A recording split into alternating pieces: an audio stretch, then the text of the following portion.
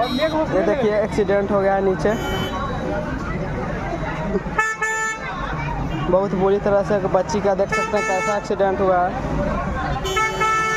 हम लोग अपने रूम में हैं। बहुत खतरनाक एक्सीडेंट हुआ है। बाइक देख सकते हैं कैसा हो गया, एक ई रिक्शा में ठोक दिया और ई रिक्शा वाले साइड में लगा है, वहाँ पे ई रिक्शा खड़ा हुआ है। और देखते हैं बच्ची कैसी कंडीशन है। लड़कावा कहाँ है? वैसा गाड़ी तेज नहीं हाकिएगा आप, लड़के लड़कावा का तो कुछ नहीं हुआ। लड़कावा था तो हंस रहा है, देखिए लाल वाला लड़कावा। अरे भेल टेम्पो वाला में आकर मोटरसाइकिल मार दिया होता है। हाँ साइड में लगा रहा था।